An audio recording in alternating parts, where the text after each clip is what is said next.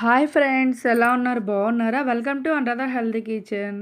అందరూ బాగుండాలండి. నేను voice over ఇచ్చైతే చాలా రోజులు అవుతుంది. నాకు కొంచెం అలవాటు అయితే తప్పింది, ఏమనుకోకండి.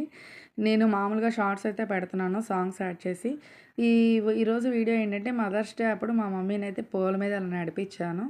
అమ్మ అంటే మాతృదేవత. అసలు దేవత నిజంగా చెప్పాలంటే దేవుడితో సమానం. తల్లిదండ్రులు మనకి మాతృదేవోభవ, పితృదేవో, ఆచార్య దేవోభవ అంటారు.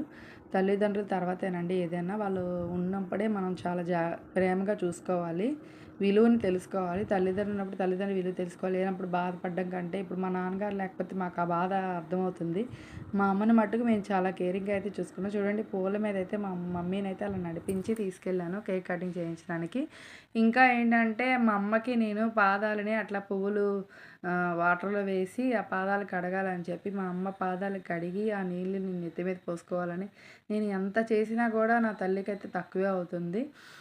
జన్మనిచ్చిన తల్లిదండ్రులకి మనం ఎంత చేసినా కూడా మన రుణం అయితే తీర్చుకోలేము. ఎందువల్ల అంటే, అసలు నిజంగా చెప్పాలంటే తల్లిదండ్రుల స్థానం ఎవరు భర్తీ చేయలేరు. అమ్మా నాన్నలు మనంత ప్రేమగా చూసుకుంటారంటే అది నేను ప్రత్యేకంగా చెప్పక్కర్లే, అందరికీ తెలుసు.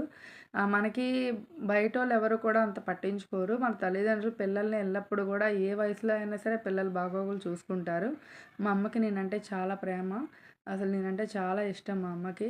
నాకు ఆపరేషన్ చేయాలని చేయించి దగ్గరుండి సేవలు చేసి, తల్లి నాకు ఇంత వయసు వచ్చినా 40 సంవత్సరాలు 39 ఇయర్స్ వచ్చినా కూడా నాకు ఆపరేషన్ చేయించినప్పుడు మా అమ్మ నాకెందుకు ఎన్ని సేవలు చేసిందో. పాపం ఆవిడకి ఓపిక లేకపోయినా, మా అమ్మగారికి వయసు అయిపోయినా కూడా నన్ను ఎంతో జాగ్రత్తగా ప్రేమగా చూసుకుంది.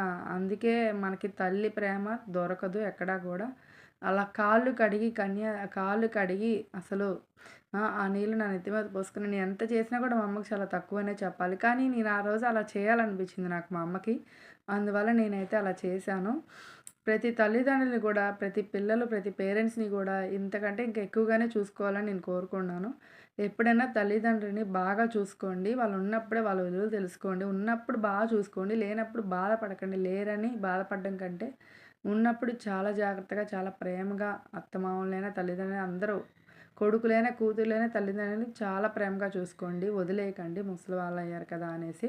పేరెంట్స్ లేకపోతే మనం లేము. వాళ్ళ తర్వాతే వాళ్ళు ఉంటేనే మనకి వాళ్ళు ఉంటేనే అండదండలు.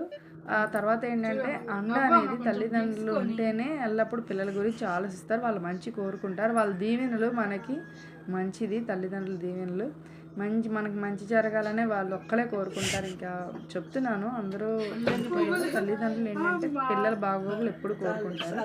వాళ్ళ ఆశీర్వాదం మనకి ఎల్లప్పుడూ ఉండాలని